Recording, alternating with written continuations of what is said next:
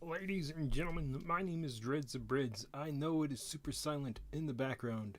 There's nothing I can really do about that at the moment. And I felt like if I played any music or something in the background, knowing my luck, my audio would be drowned out. Ooh, we've got horrible, horrible bitrate. We should not be having horrible, horrible bitrate, but KBS says everything's fine. I really hope what I'm doing is a-okay. I know I'm probably not the guy best suited for doing this, but I wanted to do a quick first kind of blinds first impression of Where's Blade. I'm not at all sponsored by Lion's Wing or anything like that. I really enjoy tabletop role playing games, especially Japanese ones. As a kid, I remember seeing all sorts of art for this and stuff back in the day, and just wondering what it was, not knowing if this was an anime, not knowing what it was. And just over the years, I saw more and more of it. And then as I got older, I realized it was a Japanese RPG that was only in Japan, and it blew Dungeons and Dragons out of the way. And I'm very excited that this game is finally getting a English translation. My first experience with anime was my brother brought home a VHS. For any of you though who are young and may not know what a VHS was, it was the thing before Blu-rays and DVDs. And on it, he had recorded Robot Carnival, which I absolutely love, Vampire Hunter D, and then there was Akira. He went to his friend's house. I think they had HBO or some type of cable box thing, and they had anime playing back to back, and those were the three things that he recorded on the VHS and brought home. I love mecha anime. I love robots. I love biomechanical robots, and this game pretty much has it all. It's got magic. It's got knights. It's got biomechanical machinery. I really don't know much about it because I haven't really opened up the rulebook. I just kind of scrolled through it, looked at the pictures, um, and I really like Lion's Wing. I do have a link in there if you guys want to go support them. Their Kickstarter, you can. It's been a huge success so far. I threw my money at them. I said, "Take my money. I want this." But I mean, I'm excited for it. This is a very classical RPG, or classic RPG, I should say, over in Japan, and it really, I guess, from what I understand, from what I've been listening to them talk about, is it really captures Japan's culture in the 80s slash 90s. And that really intrigues me because, like I said, I'm a huge weeb. I like Japan. I like the 80s and 90s stuff because that is the anime that I grew up with. And I just love everything about this so far. I love the character designs. I love how there's like this big mech dude back here, and then we've got this guy. He may be human, he may not be human. I don't know. And this is just the sample core rule book. I might not get through all of this tonight, and I really, really hope that it's okay. I'm doing a first kind of blinds impressions of this. I hope I don't get in trouble. Please, please, please, please. Just I was wanting to see this on YouTube, and there was nothing on YouTube. There was nothing on Twitch that I can find. So I might be the first guy doing this, and I am probably not the most qualified guy to do this, but I'm gonna do my best. I was hoping that someone like Grim Jim would have had something out, like something related to this out. Hopefully he might have something soon. I don't know. I love his content. I love his games. Um, I love Lion Wings games. I have their Common Rider esque RPG, which I really love and I want to run someday. I just RPGs have a special place in my heart. My brother, he grew up playing the original Dungeons and Dragons and AD&D and Vampire the Masquerade and all this other stuff. And when he would buy these books and he'd bring them home, I'd be flipping through them, looking at the artwork and stuff, and it's just been this fantastic part of my life of just this awesome escapism. And when I was growing up, other kids really didn't understand this. And there was the whole satanic panic thing that happened. Oh, you play D&D, oh, you're gonna get possessed like in the movie The Exorcist, and your head's gonna spin around and you're gonna spew out pea soup, and you're gonna go red rum, stuff like that. But none of that ever happened. But anyway, let's look at the core rulebook. I'm sorry, I'm just excited. I'm very excited. All right, no, this is only a sample of the book and not a reflection of the finished product. Very, very cool. I'm sorry. I'm trying to figure out what that thing is. Some type of breathing apparatus that's like hooked up to his cheek. Chapter 1, the introduction. So this image right here is the image they use on their Kickstarter. It's got this very, very big, cool looking mech dude here with the lion helmet and everything. And what I like about this is the mechs are biomechanical, and you'll see that in a minute. Like they have I think it's this mech where the helmet is up and you see all the nasty little riblets and all the things in it. That's really cool. I really like this. I'm seeing a lot of people saying this is the Visions of Escaflowne RPG. I really don't think you should play it as that. I mean, you can if you want, but you would be missing out on the greater picture of what this RPG is supposed to be like. I mean, this series has been going on for the 80s. I believe the current rulebook, from what I remember, was the 90s rulebook, which was the most current rulebook for the setting. It's had anime adaptations, it's had video game adaptations, it's had audio dramas. I'm just so excited because it's finally here in the West, and I trust Lion Wings. From what I've seen of the character sheet and everything, there is a direct one-to-one, hopefully a direct one-to-one translation. There's been issues with anime lately where you have translators that are putting in their own political ideas and things and switching up what is being said versus what has actually been written. I do not believe that's going to be happening here. I 100% trust in Lion Wing. From the little bit of the video that I've watched, he has been talking directly one-on-one with the original team that did this, and he's been having great feedback, so I'm excited. 2 thumbs up, 2 thumbs up. I already threw money at this game, so let's go. Introduction. I like this little symbol here. Oh, is it not? I don't know if it's going to be picking up my mouse cursor. Dang it. But there's this little symbol here up front by where it says introduction. I don't know if my mouse is picking up at all, but it's like there's a little night there, dude. Introduction. Welcome to the world of Where's Blade. Where's Blade takes place on a vast continent called Ahan, in a world much like ours, with a civilization that resembles our own ancient or medieval history.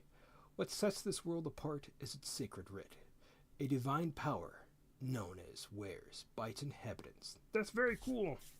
Yay, wares are the big giant robot thingies of doom. Smashy smash. Alrighty, we've got this lovely art right here.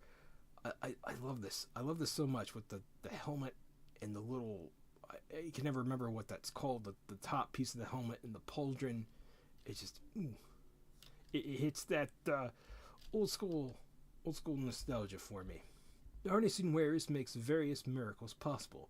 It drives mighty iron giants called Rooted. Hopefully I said that right. It can be channeled to wreak havoc through arcane rites and power their titular wereblades, special relics with a multitude of uses. It provides the impetus for many adventures in wereblades, and the players will have a wealth of opportunities to explore its potential. Playing Wereblade! Alrighty. Okay. I just want to scroll. I'm sorry. I just want to scroll. I'm so sorry. To embark on an adventure on the continent of Ahan, you will need the following: a group of 2 or more participants, several 10-sided dice, D10, ideally 3 per player, 1 pencil, 1 character sheet per player, a wares marker, WM, maker, to lead the game. The ware maker is responsible for preparing the setting, crafting the scenario, and directing the action. If a group has 6 or more players, consider bringing in an assistant, WM. Playing the game. A game of Wereblade proceeds as the following. The M begins the game. 2. The WM explains the players of what kind of situation they're in. Okay, I wasn't sure. Sometimes when you get PDF files, sometimes the way that they break up the pages can be weird. So I am glad it is not broken up weirdly, because the last game that I got, which was not through not Lionsgate, that's the movie company, Lion's Wing. The last game that I got was, so the right side was here, and then the other side was here, and then this stuff was from the page up front. Hopefully I'm not getting weird feedback. My brother might be, they might be talking or doing their little role-playing session, because it is Labor Day weekend, and they Skype and they do their own little thing, and they can get quite loud sometimes. Alright, for example, you stand before the gate of a large town. The gate, however, is closed as the group of travelers you've arrived with. As you wait for admission, I can't speak. You share stories of your recent exploits and come to realize that their fellow adventurers, it would be in your best interest to work together. The players listen to the description and decide what actions they would like their characters to take. Player A says, "I asked the gatekeeper, what's taking so long, huh?" Player B chimes in, adding, "I take some coins out of my pocket and brandish them at the gatekeeper." The WM, I want to say DM, but I know it's WM, determines the outcome of the declared actions. If there's any uncertainty about the outcome, an action roll, see Chapter 4, is used to see whether it succeeds or fails. The WM relies on the outcome. Relays, not relies. Relays the outcome to the players. Like I said, I know I'm not the best guy for this, but so far there's nothing out there, and I'm doing my best. I'm just a little guy. Alrighty. Ooh, we got some cool art here. Loving it. That dude's not having a good day. He failed to block, or he failed to dodge, one of the two. Alright, let's scroll back up. When the gatekeeper... Oh. Sorry, I'm getting ahead of myself. Well, the gatekeeper yells at you. "Shut up! I'm just doing what I'm told. Sit down and wait." Then, when he sees the money, he thinks and tells you quietly, "Look, don't tell anyone, but there's a wanted man hiding out somewhere in the town. We can't open the gate right now, okay?" Repeat steps 3 to 5. Okay. That would be this. Right here. But we're not going to reread that, alright? As you proceed through the session, you may encounter a situation where combat becomes inevitable. In such a case, the game proceeds in the same manner as above, though the steps become more detailed. The rules of combat are explained more in detail in Chapter 4. Don't get yeeted! It's important to understand that an RPG like Ware's Blade, God, I don't know what I said, I'm sorry, is best enjoyed not by just following the rules or trying to bend them to your advantage, but by trying to make an experience as interesting as possible for all participants. A session is like an ensembled story, and it is important to avoid situations where a single player or character hogs the spotlight. This is true. This is very true, and unfortunately, this is a massive, big issue with modern RPGs. Modern RPGs have all these things now with like safety mechanics. So one such example of a really bad safety mechanic is player characters aren't allowed to kick the bucket anymore because it might promote supposedly the actual player trying to hurt themselves in Minecraft, which we know isn't going to happen. Characters are meant to come and go. And what's happening now is people will create one character and they want to run them in as many campaigns and things as possible. And they want to hog the spotlight and they want it to be all about themselves. And certain games now don't promote that it's not about the group. They just try to cater to the players so the players don't get their feelings hurt. And that's a shame because, like I said, it's about escapism, it's about having fun, it's about everyone coming together and bonding, and that is something that it has been lost in a lot of modern RPG games. Ending the session. The WM declares when a session ends. This usually will happen when the players have completed a story or reach an appropriate stopping point in the tale. At this time, the following steps will take place. The DM, no, we're not playing Dungeon Master, no, we're WM. We are Waremakers.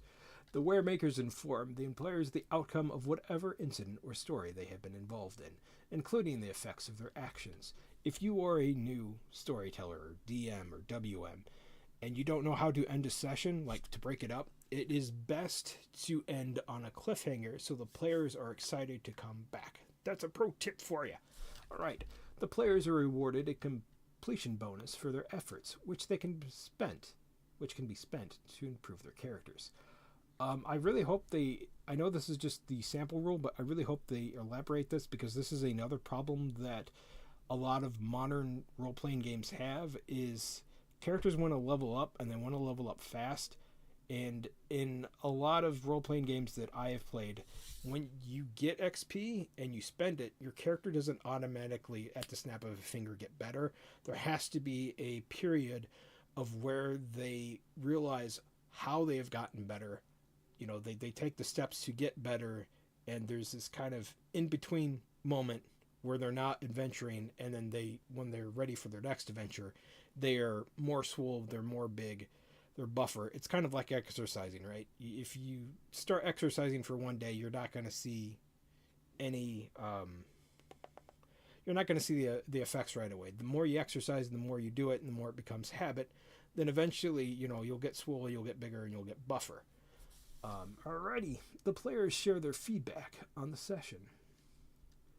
Okay, the character sheets are gathered up and then put away. So for people who are new to role-playing games, it is best to, if you're prone to losing things and you have a DM that's willing to do this, it's best to give the DM your character sheet.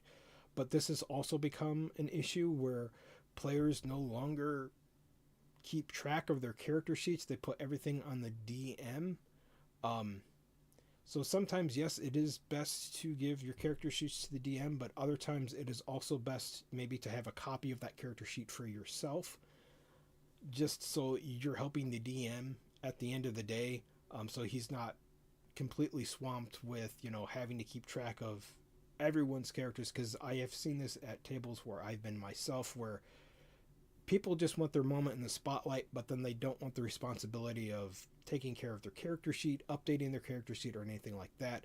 At the end of the day, that should always fall back onto the player, and the DM should be there, or the WM should be there to help players when they need it. Oh, look at this dude! Oh, he's got little dudes. He's got this cool mask, and he's got little dudes. Game terms. Like most role-playing games, I am so glad there's not a "do you know what a role-playing game" section is in this, because that's like in every game where it tells you what a role-playing game is. I mean, I know it's there for new people, but this is kind of refreshing that it's not there, because we can get straight into the meat and potatoes of this. Alright. Like most role-playing games, Wereblades has specific terms for various concepts. The most fundamentals of these are player, a person who controls one of the game's main characters. Which, reminder, just because you are a player in the game does not make you the main character. There are other people in the game, and it is very important that this is a group thing, not just me. I am the main dude. I must have my moment in the spotlight, because no one else matters. There are games that are single-player role-playing games that if you want that kind of solo feeling, then there are games for you out there. Waremakers, WM, the person who moderates the game. This is usually a single WM. Character, a fictional person that exists in the world. Player character, PC, a character controlled by a player. Non-playable character, NPCs. We all know what NPCs are. They sell you stuff. They sell you maps. They sell you goods. They go, hey, listen. Anyway, the character controlled by a WM. They range from villains to supporting characters and even include monsters. Uh-oh. A 10-sided dice. Whenever the game asks you to roll a 10-sided dice, the number in front will indicate indicate how many to roll. 1d10 means you roll 1, 2 means you roll 2, and so on and so forth. At d5, a single... Oh, that's... Okay. A 5-sided dice in Where's Blade. Rolling a d5 means rolling a d10 and having the results and rounding up. Very neat. Alright. It's kind of like a d3. You do it with a d6, but... Chapter 2. So this is art I've seen around for a very long time, and I always thought it was for a manga or an anime, something that never came over to the US. So that's very cool that this is here, and I now know where it comes from. Chapter 6. What is chapter... Oh, no, this is Chapter 2. The Continent of Aha. Of Ahan. Not to be confused with Aha, the band. Alrighty. The Continent of Ahan. The World of Where's Blade. Glossary. Wow. I cast magic missile. Oh, I don't know if you guys can see my cursor. I don't think you can, but the little dude in the art looks like he's blowing something up, which I like. Very nice. The world of not Wereblade. I was going to say Werewolf Blades, but that's not it. The world of Where's Blades has many unique concepts and terms. Here are some of the most notable ones. Rudin, a giant robotic armor handed down through generations, used as weapons of war by the nations of Ahan. Their method of manufacture is closely guarded by the secret by the Artificer Society in the West and the Sacred Seal Church in the East. Ooh, I like when there's different factions, chat. Although the machinery of Rudin could technically be replicated by others, the artifacts that control them can only be produced by these two groups. Oh man, so no off-brand robots. Rudin Masters, a character able to operate a Rudin. This is only possible given specific training. Without it, the machine will not move even a single finger. Ooh, I like that. I really like that. So maybe you start off as...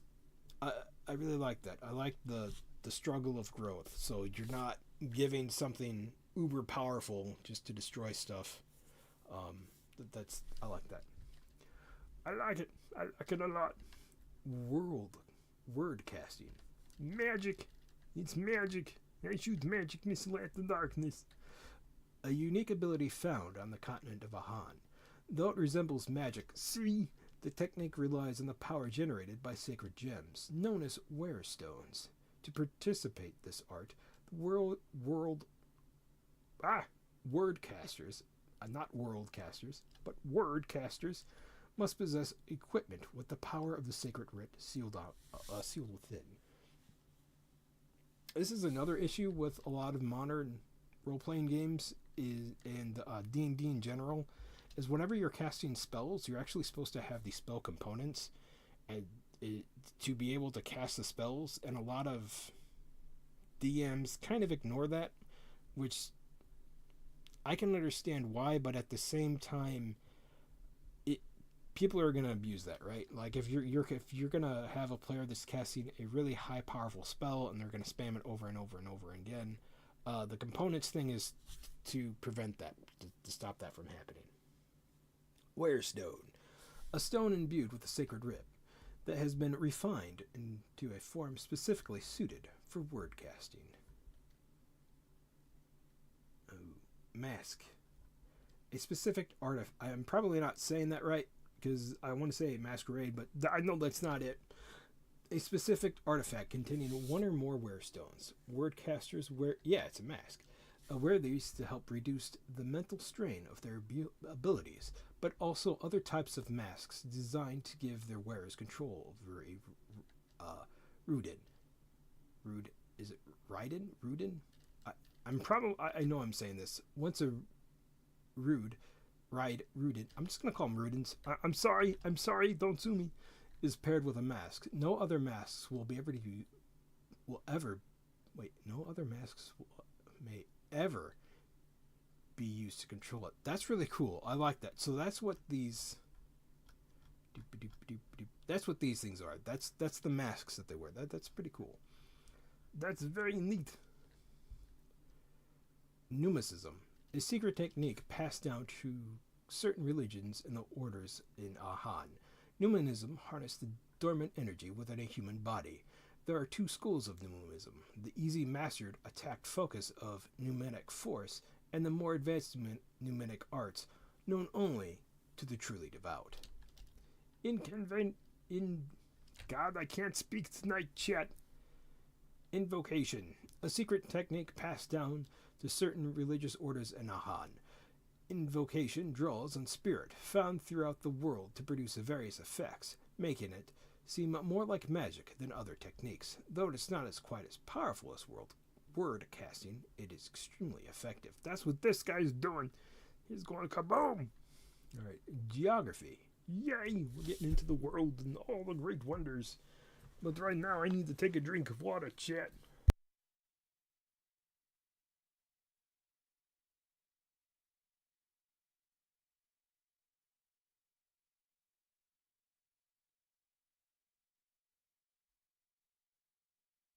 It is so hot, chat. You don't even know. Geography. Were's Blade takes place on the great continent of Ahan, a land rich with magic, mystery, and political tension. Due to its sheer size, Ahan is split into western and eastern regions, each of which has its own particular cultures and conflicts. The core Were's Blade's rulebook will include extensive details on the western Ahan, are summarized below. Western Ahan is divided into four major groups. The west and north are dominated by the vast plains of Tila Ten, a fertile marshy land fed by the mighty Ogren. Ogra?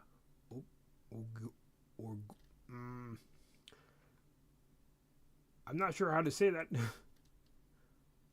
I'm just going to call it the O River. Human civilization in Tila Ten dates back several millennia, and over 100 nations make their home, including... Oh, we're getting into words now, chat. Diakite Rasma, the Great Northern Empire, whose powerful rooted. I know there's no N. I'm sorry. My brain just wants to. Okay, my brain just wants to put the N there. And forces currently dominate the region. The south of Rumquart. I hope we get a breakdown of pronunciation for this because I have no idea. It's Rump Quartz. I think that's how you say it. Rump Quartz. The land flattens as it approaches the Sea of Gon.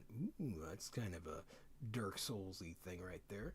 This region was settled about a century ago by exiles from the west and the north, and many new nations have emerged along its coastlines. Very cool. The central highlands are dominated, soaring peaks of Rumpic Mountains. These icy enigmatic regions is populated by the remnants of an ancient civilization whose mysteries are only beginning to be uncovered. The cold, heavy, frosted northern frontier is still the most entirely unexplored. Rumors persist that Drame, one of the legendary true dragons, makes its home there. Hopefully I said everything okay, and if I didn't, I apologize. We're getting into words now, fantasy words. And here's the map. Hopefully this will be translated in English. If not, I'm just gonna pop up Google Translate and find out where all this stuff is. But these are the regions here. We've got that region, that region, that region, that region, that region, that region, that region, that region, that region, this big region, and that region, and these little islands over there. We've got some more sample art right there. Inhabitants. The Hars are the largest ethnic group in the western Ahan, making up 90% of its human populace. They have yellowish-white skin and stand at an average height of 43 liters, or 102 centimeters. Oh, man.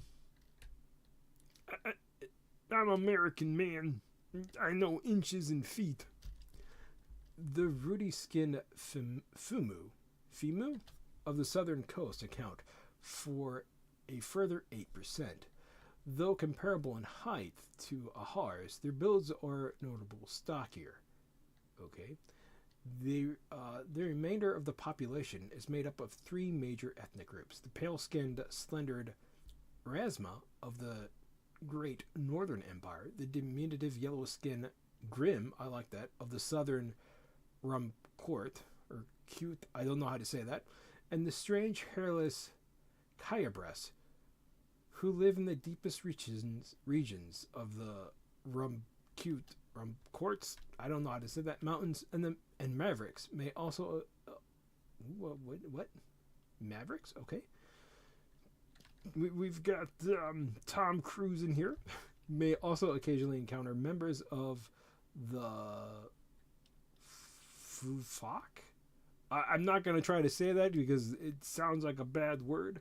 Tribe, yellow-skinned nomads who stand about as tall as a 10-year-old adhere child. So maybe elves? In addition, 2 non-human groups can be found in Western Aha. The Magu Draf, a primitive swamp-dwelling lizard folk. Uh-oh. And the dark-skinned Digessus Mahan, who spend most of their lives tunneling underground. So we've got elves, we've got lizard people, and we've got dwarves. Alrighty, cool beans. And we've got Sanskrit magic here. Religions. So these are some of the races here. I take it that's like the original dude, and then that's supposed to be like the stockier dudes. I guess. Alrighty, that is about the 30-minute mark. Usually this is where I chop up the VOD to go short hunting. So to future Dread, if you're gonna go do post shorts about this, this is the time, this is the place.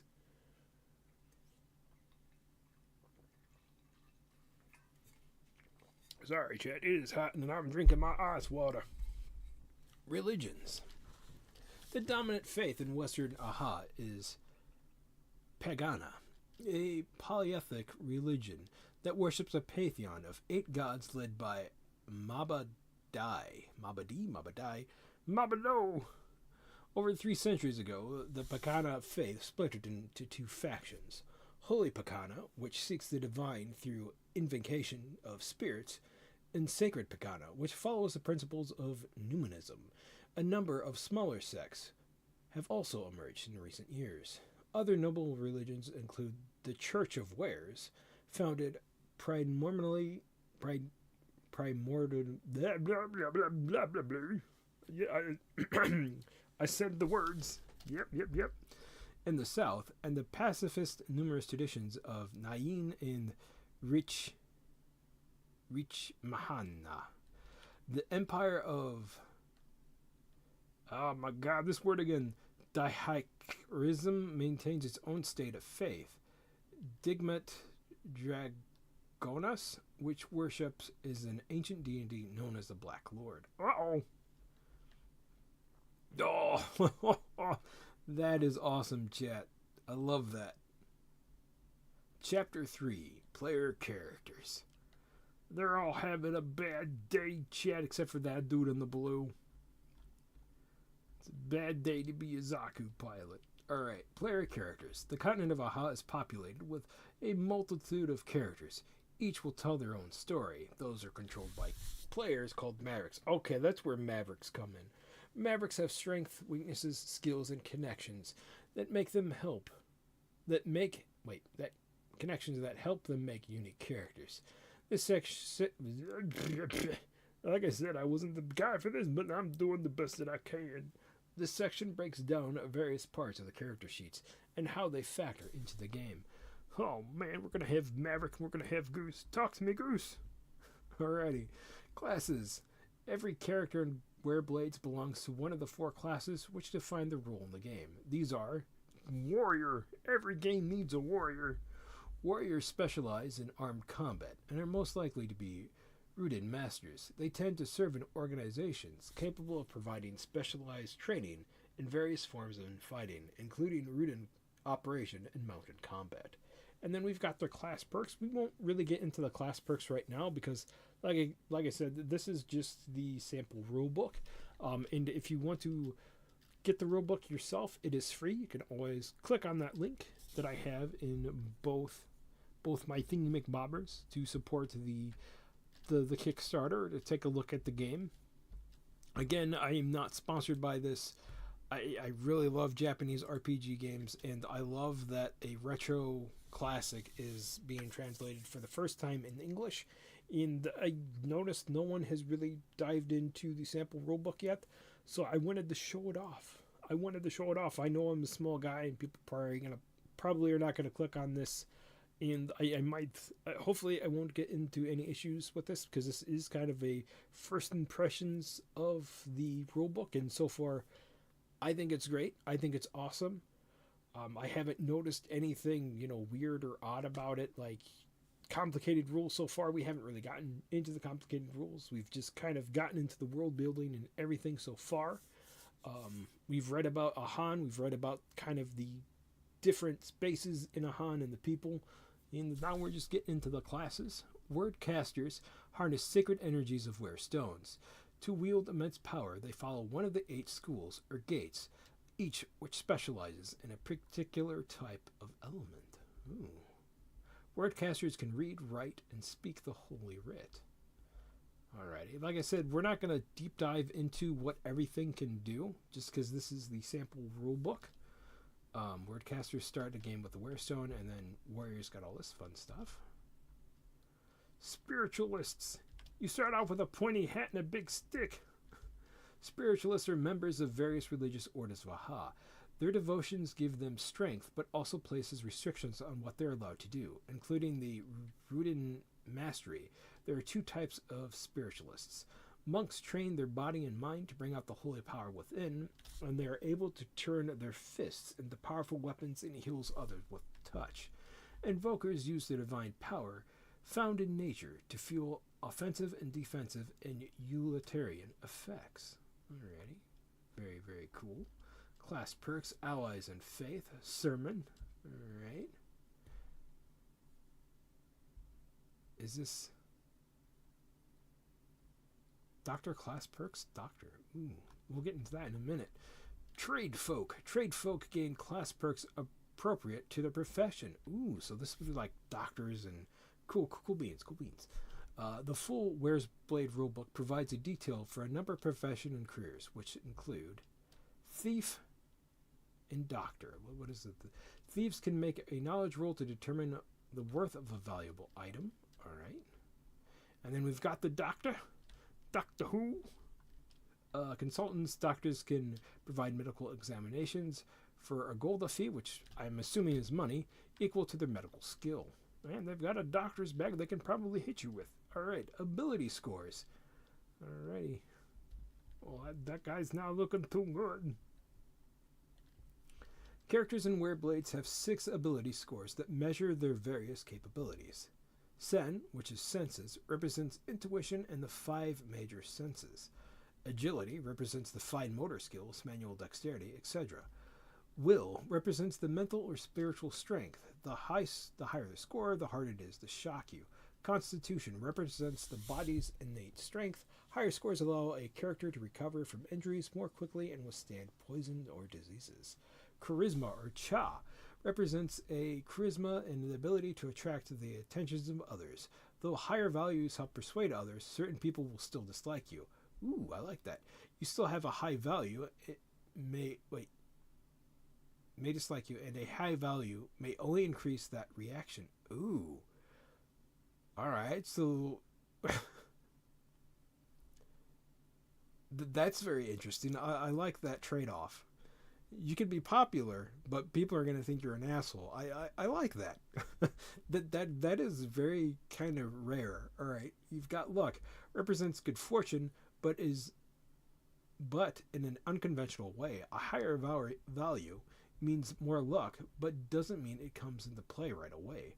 Ooh, a higher ability score indicates greater potential for that ability. Ability scores are also used to calculate a number of other character attributes. Ooh, very, very interesting. Alright, we've got that dude throwing that dude with Jedi Force. Alright, base value. I don't know if you guys can see my mouse cursor, which makes me kind of sad. Base ability values. Every ability. I'm gonna sneeze. No, not when I'm in the middle of reading. No.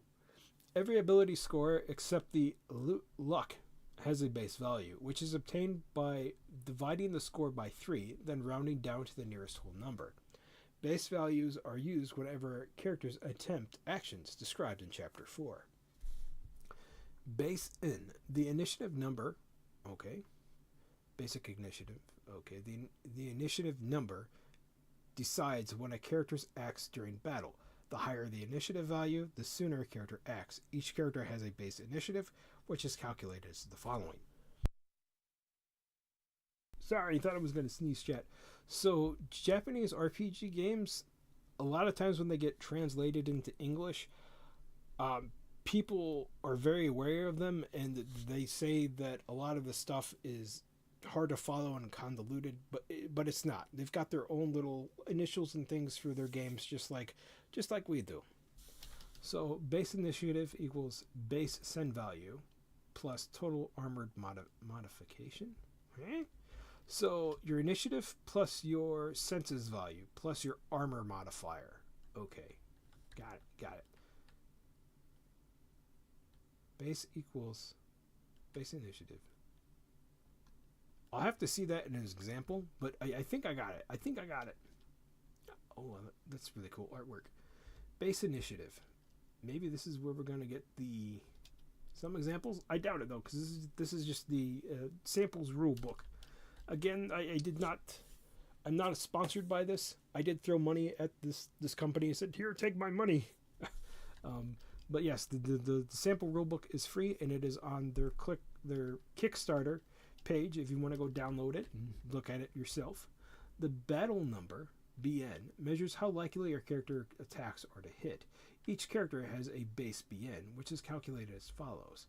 So it's BN equals agility value plus armor modifier. Okay, that's not hard. So it's agility plus AC. Got it. In combat, the BN will further modified by your character's choice of weapon or skill. Okay, now here we go. Here's your AC, your defense. The defense number measures how hard it is to hit a character. Each character has a base DN, which is calculated as following. So equals base agility plus defense skill plus total armor modifier. So that's not hard to understand. So it's agility plus whatever defense skill you have and your total armor modifier. So if your base agility is 3 and your defense modifier is 3 and your base armor is 3, so it's 3, 6, 9. So you have a defense of 9. Got it. Physical and mental durability. Physical durability and mental durability measured how much damage a character can take before they start suffering penalties. These are calculated. So I wonder if physical is probably going to be your HP, and then mental is probably for magic and psychic attacks, because earlier it did say when you're using things like numerism and magic and all that fun stuff, it does have a strain mentally on your character, which I really do like. So physical durability is your constitution ability score, all right, and mental durability is, whoa, my model got small, is your will ability score. So those are straight up forward and simple.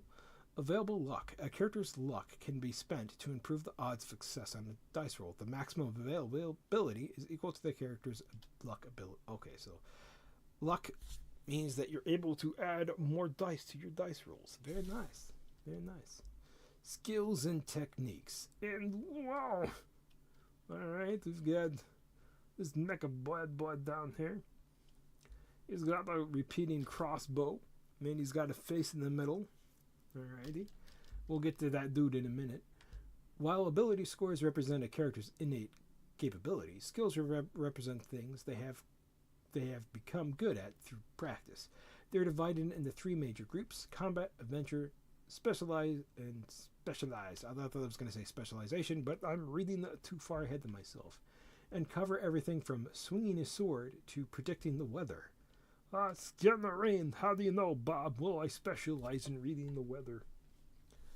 Every skill has a level that reflects the character's proficiency in that field, ranging from 1 beginner to 12 master and beyond. Each skill is typically also associated with a specific ability score. Cool beans. Alright, I'm just going to make sure I'm not missing out on any messages or anything like that. Because that's been happening quite a lot where messages are getting hidden from me. And I don't see them until after the stream. So I apologize if I missed anybody's messages or anything like that.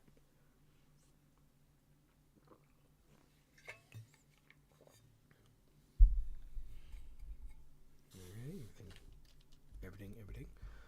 Alrighty. Notable skills. Combat skills. Okay. It goes based off of agility.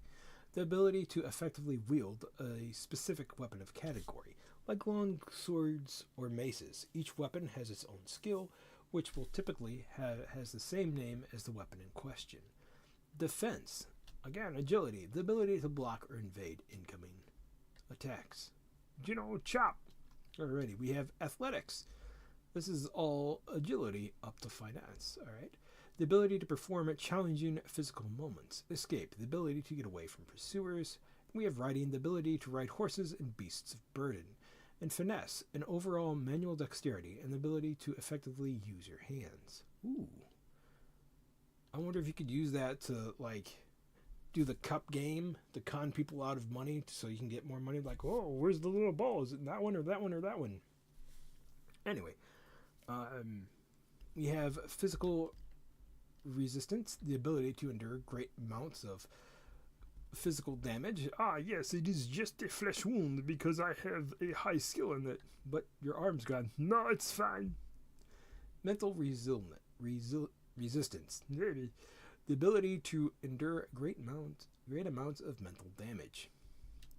Adventure skills. Mental. Search. Oh, so senses is for search. The ability to find hidden things. I mean, that makes sense, because it's based off of your 5 senses, all right? Negotiation is charisma, the ability to strike steel with others in a way that benefits both parties, though primarily yourself. So what I like about charisma, if you're just hopping in and you didn't hear me or see me read the charisma attribute, so the more charismatic you are, the more people are not going to like you, but the better you are that you're going to be able to get things done your way, which I really like. So yeah, you might be a good business person, but people are going to call you things behind your back and not really like you. Medicine. The ability to diagnose and treat injuries and sicknesses. Botany, zoology, pharmacology, and language. Specialization of knowledge of various scholarly fields. Okay, and we've got specialized skill, drive, the ability to push a rude. I keep calling it a ride-in. I'm just going to call it a ride-in. I know that's not the right term, but I have been doing it since the start because I didn't realize there was not an N there. To execute your will. Word casting indicates a word caster's mysterious of their art. So word casting in numerism and invocation are all different types of magic casting. So word casting, you can cast spells using words, but they require sacred gems. Numerism has to do with different numbers and things of that nature, and then invocation is the ability to draw on spirits and stuff around you, but we'll get into that. I'm getting ahead of myself. Indicates a word caster's mysterious art. Numerism indicates the adherent's ability to draw out their divine power, and invocation indicates the user's ability to draw on spirits around them. Unlike ability scores, these skills increase with use. Oh, that's cool. So you have to use them more to level. Okay. Unlike ability scores, these increase with use. Characters gain proficiency points over time that can be used to raise a skill level at the end of each session. I like that. That's unique. I really, really like that. And then here's an example of a mech or a Rudin or a Raidu. However you say this. There we go. Equipment. Alrighty. We've got the mace, we've got the sword, we've got the spear, and then we've got the katana. Okie dokie. I'm going to take another drink of water real quick, chat. Hoo doggy. Hoo doggy.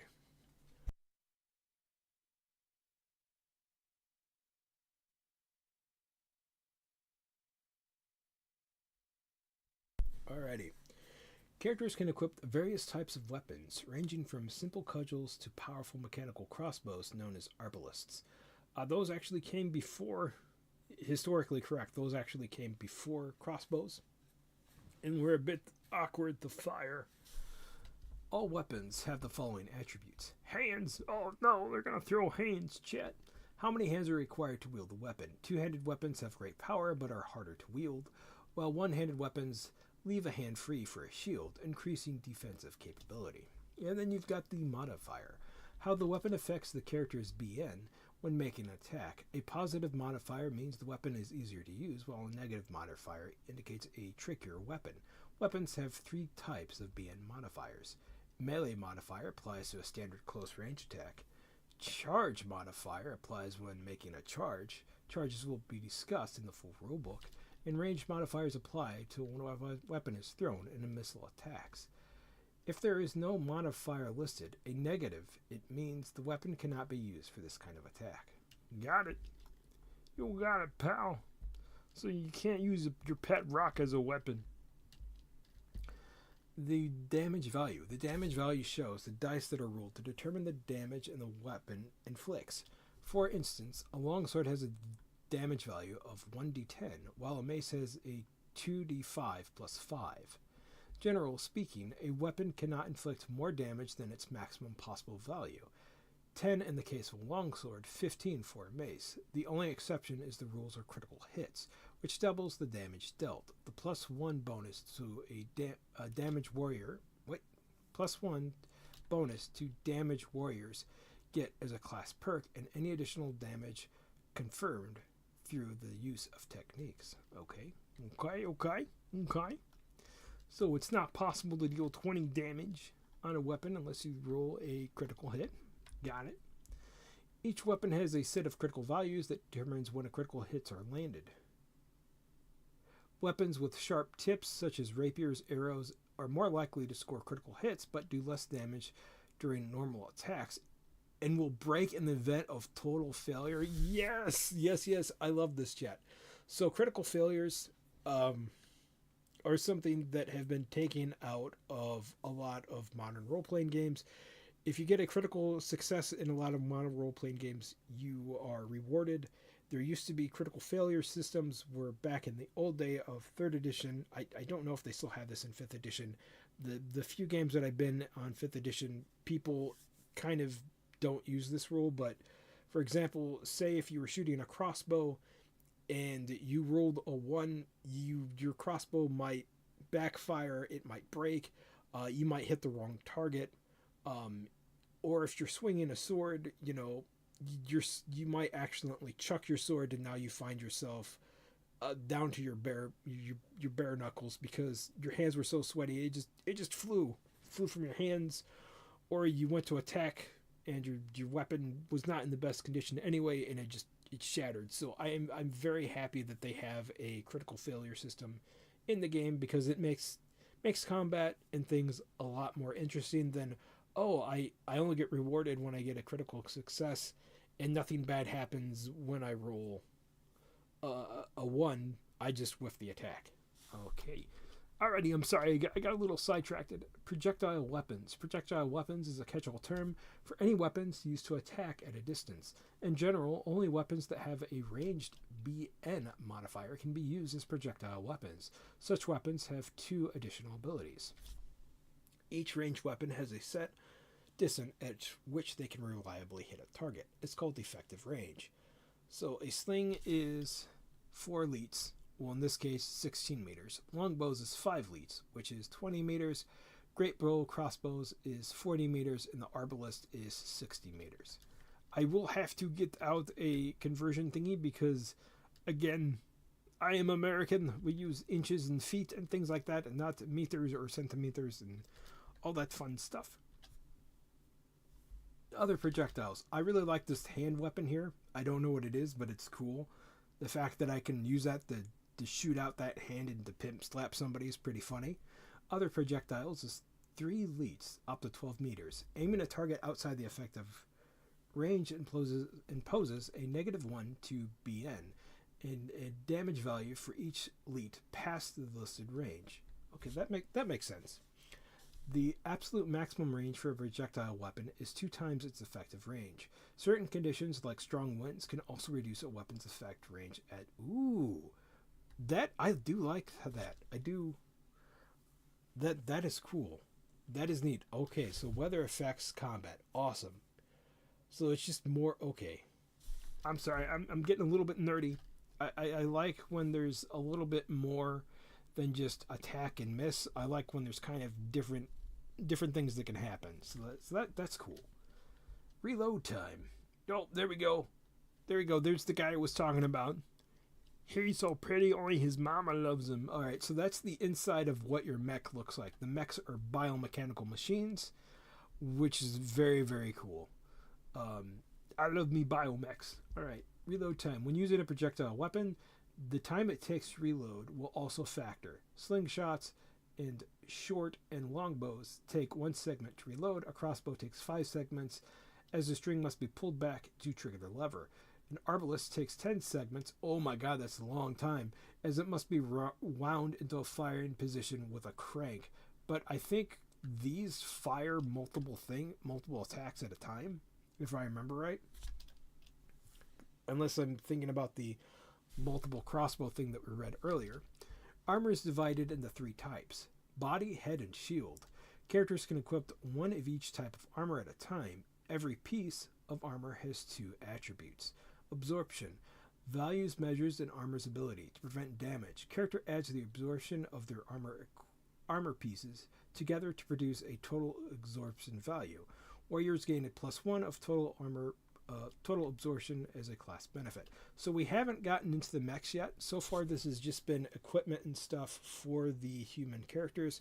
There are different ethnic groups of humans, and there are some non-human ethnic groups as well. So we've got your standard humans, and then there's these weird humans that are hairless. I think they're kind of like elves. They're hairless, and they're about the size of small children.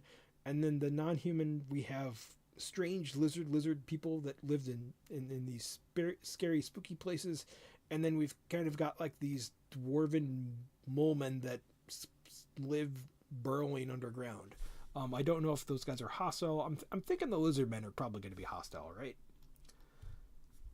Absorption from a shield only applies as long as it remains equipped. If a character switches to a 2-handed weapon, reduce its absorption accordingly. Armor modifier. Indicate how easy it is to move while wearing a piece of armor. Like absorption, armor modifiers add up to produce a total armor modifier. The armor modifier is usually given a negative, though some special items can provide a bonus. Alrighty, that's I was expecting that, because you can't wear super heavy duper. Oh my god, I can't speak tonight.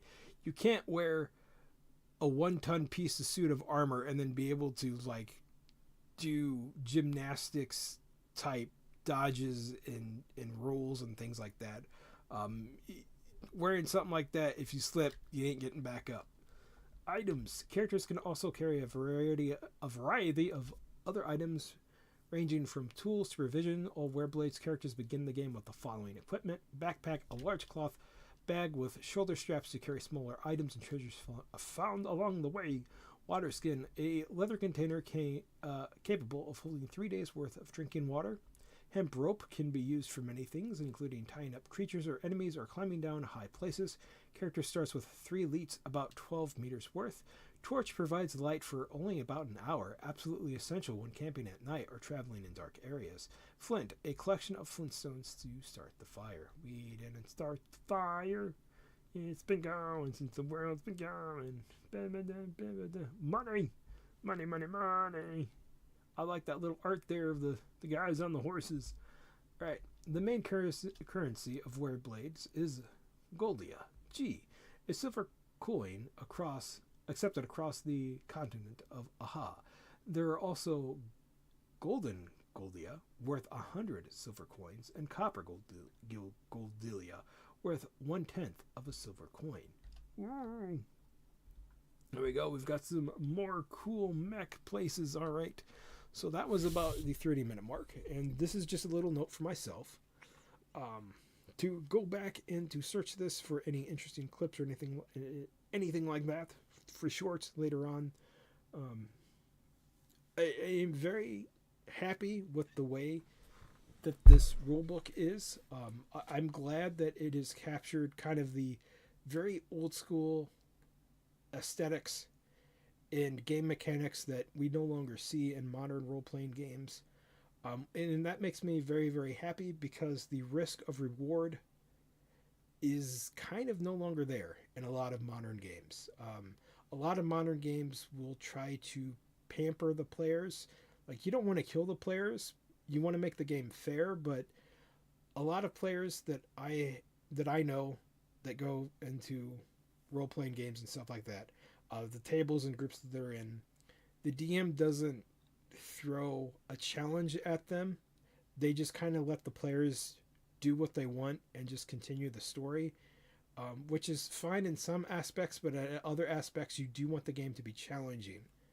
You don't want it to be an absolutely a cakewalk when they're fighting the big evil baddie, right? You want there to be a risk of there might be failure there, and their characters could go down if they're not careful. Alrighty.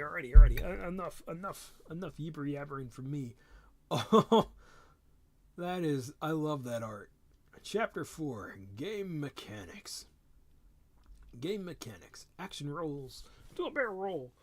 Alright, characters are sometimes placed into situations that test their abilities, such as battles. In Wereblades, there's no S in Blades. I don't know why I said that. Such situations are resolved using a mechanic called an action roll. There are 6 types of action.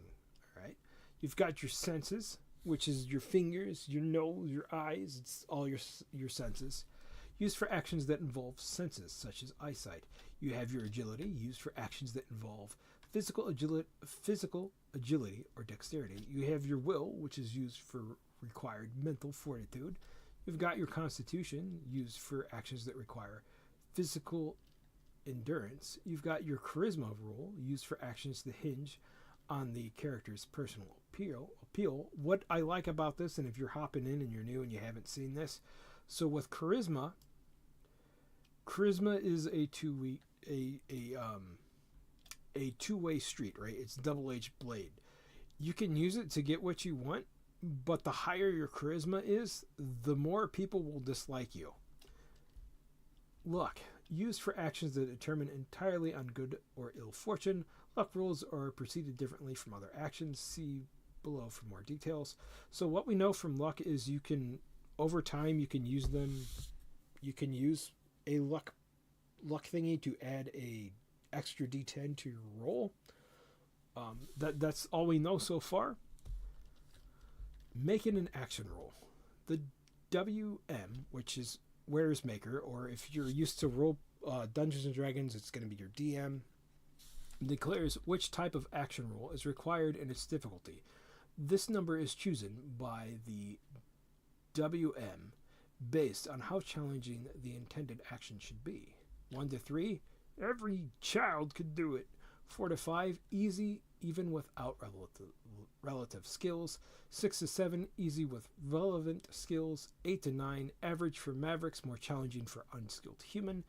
10 to 11, manageable for skilled professions, but even a maverick will struggle without the right skills. 10 to 13, high risk of failure. 14 to 15, maybe if you're lucky, and 16 plus, typically impossible. If you're confused on what a maverick is the term for the players in this game, because there are mechs in this game that you can pilot, but it requires you to know the right juju and to have the special skills and training and thingy McBobbers to do it. Like, for example, you will need to wear a special mask, and if you wear that special mask and you control a giant mech, no one else can control that mech but you. I'm assuming even after you die, no one else can use that mask unless they kill you and then they take that mask and maybe bend it to their will. I don't know, but we'll have to find out. If the character has a skill that could apply to the role, the WM should say so. The players roll 1d10 and adds base value of the relevant ability score. If there is a relevant skill, the player can add its skill level as well. I'm sorry if I'm stumbling over my words. I'm just excited. Roll result. Attributes base value plus skill value if acceptable plus a d10 roll. Okay. So let's say you're trying to find something. You would roll sense, right? You would roll the base value of your sense, plus if you had any skills, and then you would add that to a d10. So let's just say your sensibility for whatever reason is 2. You don't have any skills, so you roll a d10 and you add 2 to that. Additionally, if a skill is being used and it has a skill level, it is equal or greater than the difficulty, the player can reroll any die that comes up as a 1 once. Ooh, that's nice. So there are your rerolls. There are your mulligans. Not every game has them. This is another thing I want to bring up. I know it's not anything to do with Lion's Wing or anything like that, but a lot of times now when I see other streamers and people playing role-playing games, they abuse rerolls like crazy. And they kind of, I know they do that for entertainment value, but I really enjoy games that have a limit on how many rerolls that you can use. Anyway, the WM compares roll's outcome with the difficulty. If the outcome is less than difficult, the attempt outcome is less than the difficulty, the attempt fails. If the outcome is equal or greater than the difficulty, the attempt succeeds. If all dice come up 1, a total failure has occurred. See below. So there are critical failures that happen in this game. If you're not aware of what a critical failure is, it could be you're swinging your sword and your sword breaks. You could be shooting your crossbow. Oh my god, like my model just... What happened to my model was a critical failure. But if you're shooting a crossbow, maybe it jams, maybe you hit the wrong person, maybe it breaks, right? It just kind of spices things up. It makes things a little bit more spicy and a little bit more nice. All right. If all dice come up 10 and outcome is equal or greater than the difficulty, it is a perfect success and the thingy below has occurred. Did we just read that? Or did we read... No, we just read 1. So there's critical successes and there's critical failures.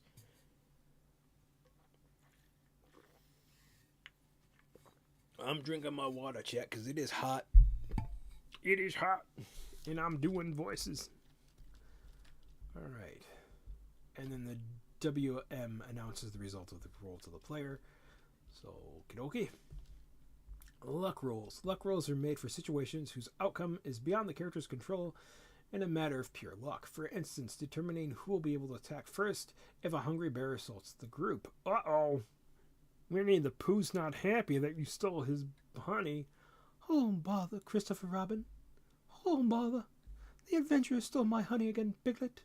I have to go on a murderous rampage.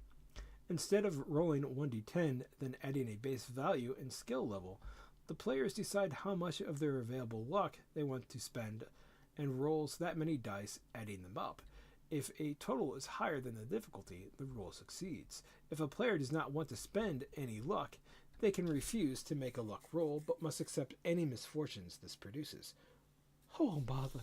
Oh, bother, Piglet. I just ate one of Christopher Robin's friends. Alright, I used to be able to do a pretty good Winnie the Pooh voice. I can't do it anymore. If the character's available luck is already at 0, the luck roll automatically fails. Oh, that's not good. Knowledge rolls. Ooh. Knowledge rolls are a specific type of luck roll, which is determined whether a maverick is aware of a particular piece of information, particularly information that can be learned through skills. For instance, if they visit a region where a great war took place, a maverick who succeeds on a knowledge roll might coincidentally know when the war happened, where its decisive battles occurred, or if the roll is especially high, which heroes played a critical role at that time. Ah, yes, the great warrior Babadook. He once beat a man here on this hill with a club, and that ended the great potato strife. Alrighty. Wordcasters gain a +1 to all knowledge rolls as a class perk. We didn't go all over all the class rules and things like that because this is just kind of a first dive into the sample rulebook and stuff. Again, I'm not being paid to sponsor this or anything like that. I really like Japanese role-playing games. I like role-playing games in general, and I wanted to take a peek at this because so far no one else has, and hopefully I don't get in deep doo-doo for doing this. Anyway, when two characters meet for the first time, they each make a charisma roll. When the DM... Oh, there's first impressions? Uh-oh. When the WM rolls for an NPC, this is called first impression roll. The difficulty for this roll is equal to the other character's base charisma, plus 1d10. In other words, each character adds 1d10 to their own base charisma, and the character with the high total is a successful one. If both rolls are equal, the players always succeed. That's very nice. Whoever succeeds has made a positive impression on the other character. Okay, so that's good. That is good. But I guess you could also do that in a negative way too. So that's interesting.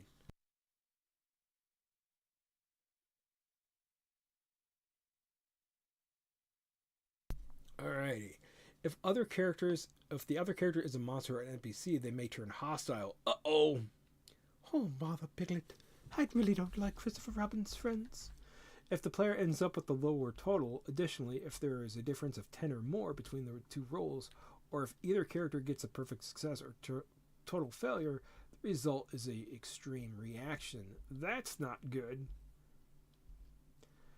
So these guys are having a good time, and this dude in the middle is like, I don't like this. I'm not having it. Get away from me, you weirdos. Alrighty. Spiritualists gain a +1 to first impression rolls against other characters of the same faith, but suffer a -1 penalty against all others. Oh. I guess other characters don't like the Kool-Aid. Alrighty. Using luck in action rolls. Luck can be spent to increase the odds of success for any action roll once the WM has declared its difficulty. The player announces how much luck they are spending and reduce their available luck accordingly, rolling 1 additional d10 for each point of luck spent and adding it to the original result. So you must be able to regain luck somehow, right? Because it's like a small pool that you can use. Alrighty. Oh, we've got a waifu in a bikini.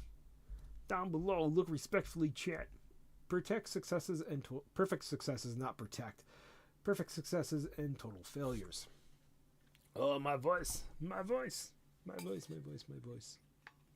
I should have done a little intermission thing to give my voice a rest, but I'm just too excited. Maybe at the next 30-minute mark. My ice water is almost out, chat. If an action roll is successful and the dice rolled come up as 10s, this is a perfect success. Conversely, if all dice rolled up as 1, the action roll is a total failure.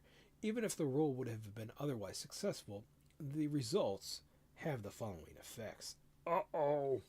That's not good, chat. Alright.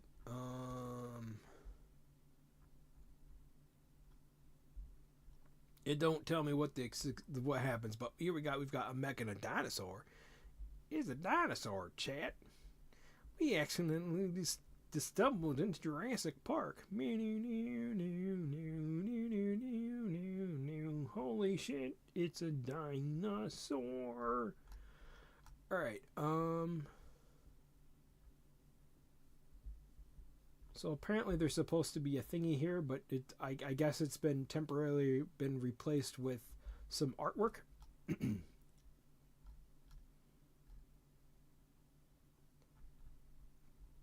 Extra benefit or penalty. A perfect success bestows this. Okay, I was expecting a table. I wasn't expecting this, chat. Forgive me, I have small brain. Perfect successes bestow benefits depending on the type of roll, with a total failure imposes a special penalties. If the rules don't specify what these additional effects are, the WM is free to choose something appropriate. Oh, okay. You got gum on your shoe and people think you smell funny. Proficiency gains. In both cases, characters gain proficiency points, which I'm thinking is X. No, it's not XP because you can. They talked about this earlier. Proficiency points are specifically used so far that I know of for magic and stuff. In both cases, characters gain proficiency points in whatever skill was used in the action roll.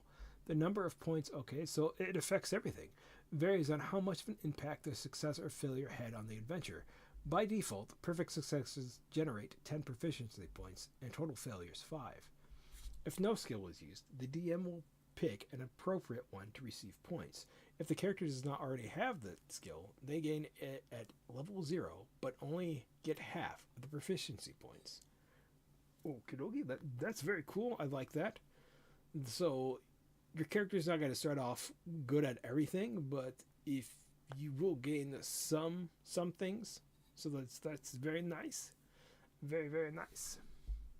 Luck recovery. This was what I was waiting for. Perfect successes on anything other than combat-related roll will immediately increase the available luck by 1.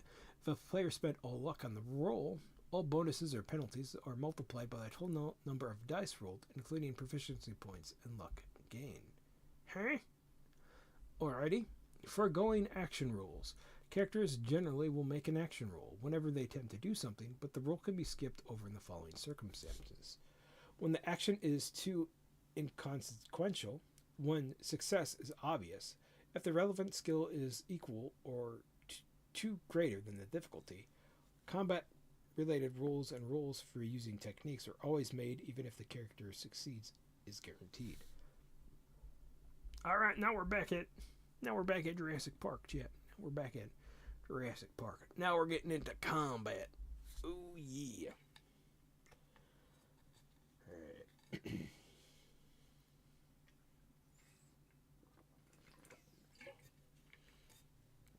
All right, I just need to check something, chat. All right, I'm just making sure.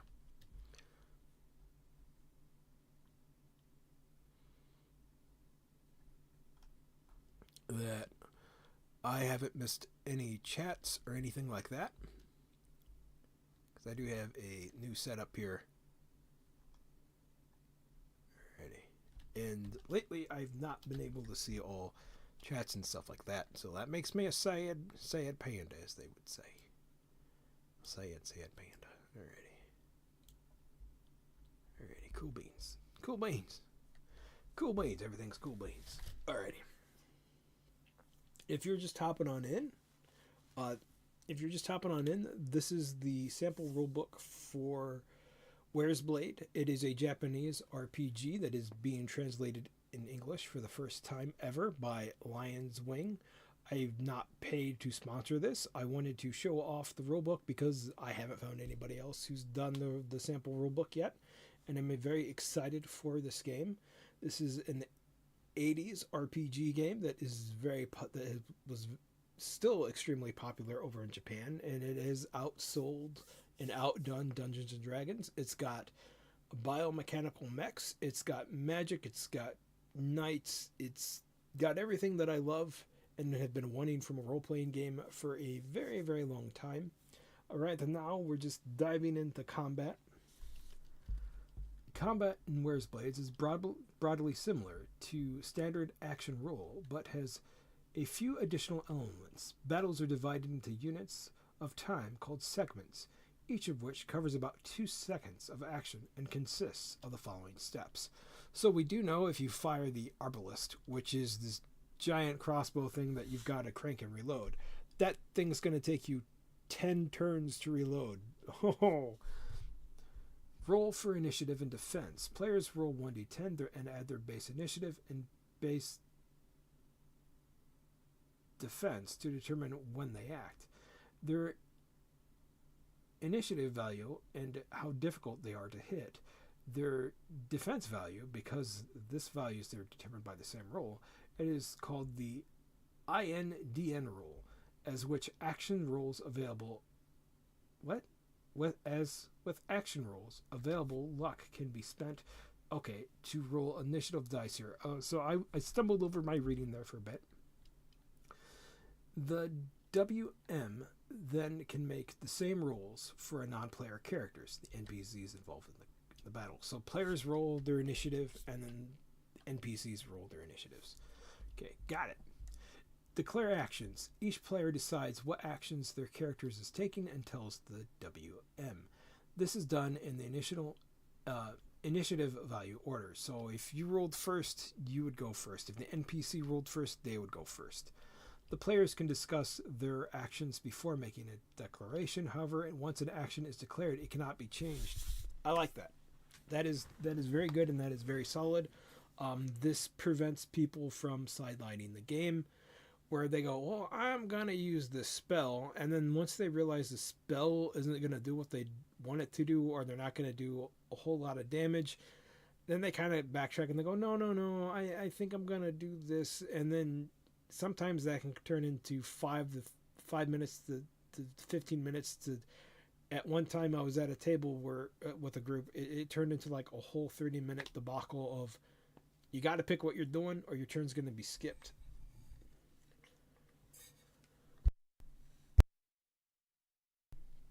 Don't be that guy that does that. Another thing I don't like are game lawyers, rule lawyers that want to pick fights with the DM on everything just so they can get a little bit of a higher up, a little bit of advantage, and just play the game, dude. Just play the game, please. Anyway, take actions. Characters perform their declared actions, starting with the character with the highest initiative. Once every character and NPC included has acted, the segment ends and the new turn begins. These steps are repeated until all enemies or players have been slain, surrendered, or flee. At this point, the battle ends. Uh-oh. Well, that's not good. Everyone's dead, Dave. But why? Where is everyone? They're dead, Dave. They're just dead. Kudos if you get the reference. Perfect successes and total failures in initiative and defense rolls. Ooh. Excuse me, Chet.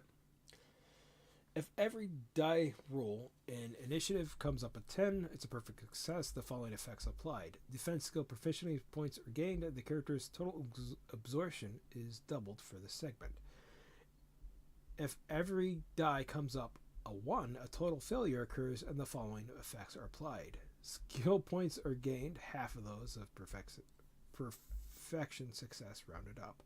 The character's total absorption is half, rounding down for the segment. Note that neither a perfect success nor a total failure on a initiative damage thingy roll will restore luck. Okay, very good, very good. So if you get a crit success, you're gonna have more absorption. If you get a crit failure, you're not gonna get your absorption is only gonna be half of what it should be, which is not good. All right, making attacks. Yes.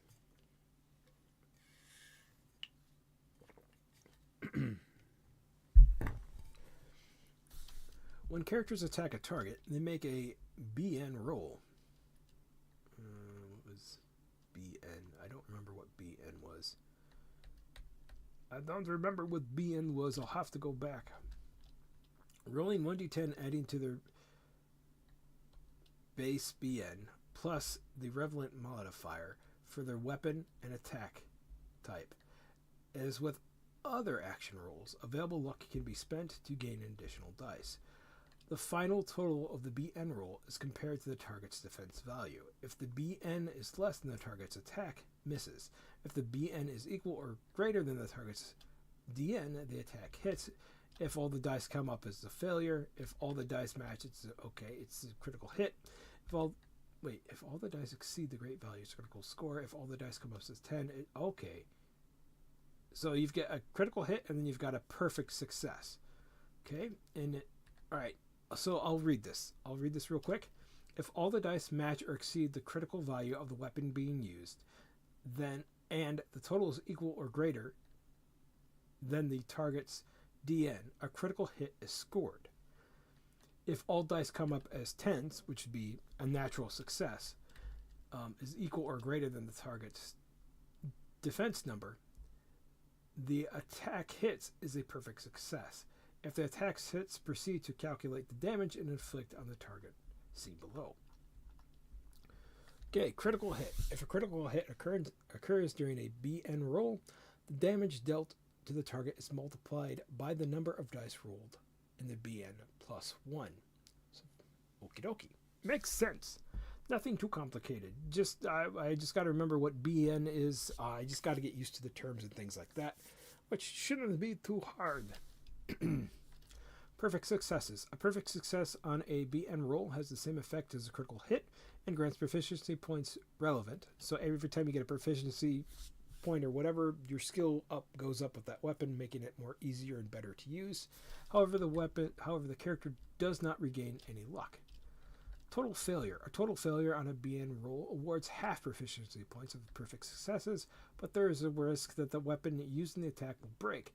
This is normally limited to weapons that are more easily broken, like rapiers, bows, but can be expanded to other weapons types at the WM's discretion, especially if luck was spent on the BN roll. Additionally, the character's initiative roll will be halved in the next turn. Got it! When an attack hits, roll the dice specified by the weapon's damage value. The result of the roll is then used to calculate the damage dealt to the target via the following formula. Damage dealt equals damage roll. Target's total exertion from the current segment. So basically you're going to roll the damage dealt plus the damage that you rolled, and then you're going to subtract that from their absorption. So if you rolled 10 damage and the thing you're fighting has a 5 for absorption, you're only going to do 5 damage. Unless you did a critical roll, which then the damage is going to be doubled. And you get a +1. Luck can also be spent to increase damage. In this case, you can roll 1 additional d10 for each point of luck spent, though you cannot succeed the weapon's maximum point possible damage. So if I remember right, a short sword or whatever has 10 points of damage, so 1 to 10, which means you can't do 2d10 points of damage worth. If I remember right? If I remember right, or something like that, something like that. In the case of an event, not in case, in the event of a critical hit, damage is calculated as follows. So we already did that. So it's damage dealt equal the damage value times the number of damage plus 1. We got it. And here's a dude saying, check out my robot's big feet. Many other combat maneuvers are available in the full rule set. Damage can be broadly divided into 2 types, physical and mental. Uh-oh, not the mental damage. No. Alrighty. Damage inflicted on the body, being slashed by blades, struck by stone, slammed into the wall, wrenched with great force, etc. This damage is subtracted from your physical durability. Damage inflicted on the mind, experiencing a sudden shock, being life drained by a monster, using word casting or numeric arts, operating an improperly attuned Rudin, etc. This damage is subtracted from your mental durability. Ooh. So hijacking or not using a Rudin correctly is not good. Not good. It will damage your brain. Damage effects. In the real world, getting injured can impact your ability to move, or in extreme cases cause you to lose consciousness. In Warrior's Blade, these impacts are divided into separate stages with the effects depending on how much accumulation damage a character has. As damage accumulates, a character goes through 3 conditions before dying or losing their mind. Light damage, heavy damage, and incapacitated. It's just a flesh wound. Characters can accumulate physical damage equal to their physical durability or mental damage equal to their mental durability with no immediate penalty. Characters whose damages stays within this thresholds are suffered to have suffered light damage. Okay, that makes sense. You know, if you've got like 10 HP and you only take 3 damage, you're fine. However, once damage exceeds a character's physical or mental durability, even by 1 point, they will enter the next stage, heavy damage. So if you have a max HP of 10 and you go and you take 11 points of damage, you now have heavy damage. Got it. You got it, pal. Oh, that dude's not having a good day. I'm sorry, buddy. You got stabbed through your arm. I'm sure you'll be okay. Flex tape hasn't been invented yet, but you'll be alright. Heavy damage that exceeds physical or mental durability. When a character takes enough damage to go from light to heavy, they must immediately make a will roll with a difficulty equal to the amount of damage taken or be incapacitated. So if you take 11 damage and your max HP is 10, you have to make a will roll of 11. Got it? If the damage taken was physical damage, the WM, which is the DM, also makes a con roll using the character's base con with the same difficulty. If the roll fails, the character will be incapacitated, even if they pass. Wait, even if they pass the will roll? What? If this roll fails, the character will be incapacitated, even if they pass the will roll. Okay, so that's for heavy damage. That makes sense. All right, you're gonna pass out. So if you get smacked up the head, even if you fail or pass it, you're still gonna get knocked out. Got it. That just took a little bit for my brain to register.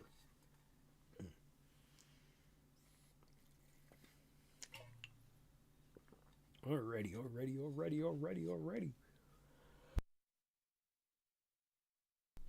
Excuse me. When a character with a heavy damage wants to take an action via an action roll, they must first pass through a will roll. The difficulty of this roll is equal to how much accumulated damage exceeds the character's physical or mental durability. Failing this roll results in a lost action. Got it?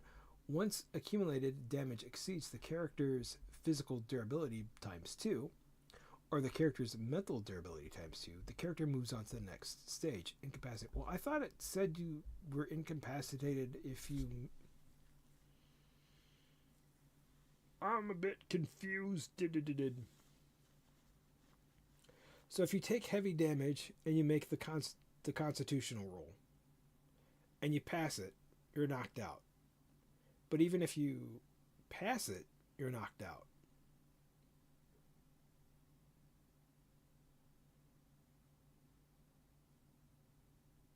But if you do 2 times the damage or 2 times the mental build, okay, you go to... I'll have to reread this, man.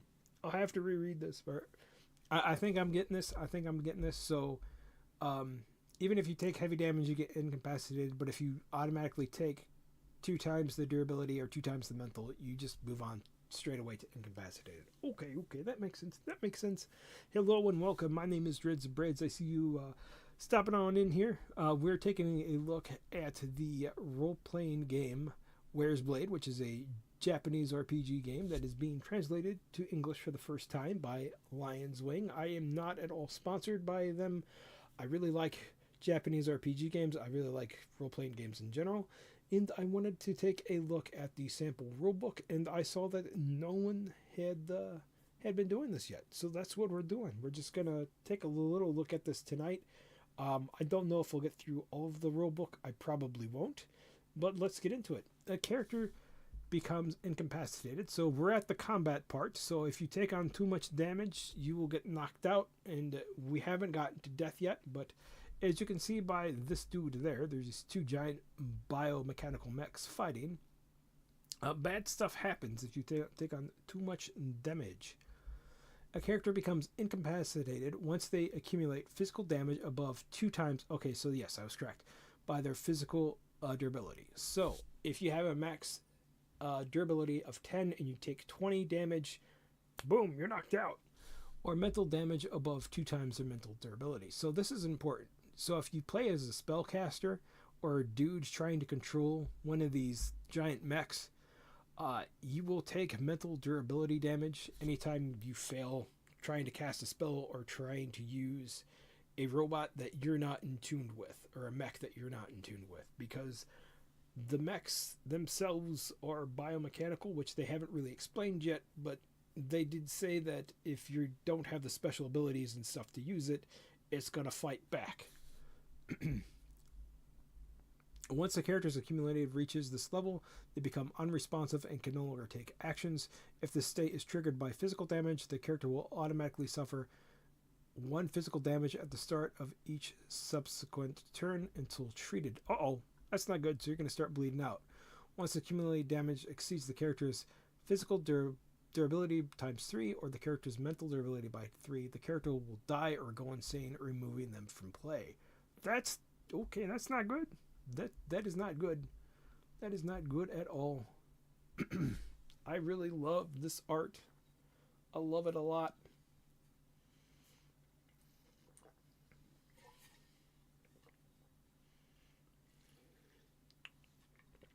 Sorry, I'm drinking a lot because it's hot, and I'm trying to do silly voices and being entertaining and stuff like that, and it's taking a little bit of a toll because I'm not used to doing this much yapping.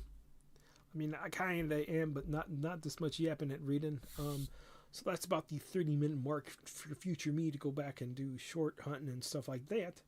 But let's do the recovering damage. I like that knight because it kind of reminds me of Tall Geese for some reason. I don't know. And then there's that lovely waifu taking care of it. Damage suffered can be recovered, but the available methods of recovery depend on the extent of the damage. Recovering from light damage is recovered at the rate of 1 point of physical damage per day and 1 point of mental damage per hour. Ooh, so if you take 3 points of light damage, it's going to take 3 days to heal. Gotcha. Recovering from heavy damage. Heavy damage also recovers naturally, but at a slower pace. Physical damage heals at 1 point every 16 characters' constitution score days. Okay. Mental damage heals 1 day at every... It's the same. But, yeah, it's the same. But hours instead of days. In both cases, once damage falls below the character's physical or mental endurance, the character will be under light strain and healing speeds up accordingly. Ooh, I like that. I like that a lot. Recovering from being knocked out. Incapacitated characters recover differently depending on whether the state was inflicted by physical or mental damage. Mental damage will heal naturally at the same pace as if heavy damage. Physical damage, however, will not be recovered unless the character is treated by another individual. Until then, the character remains incapacitated.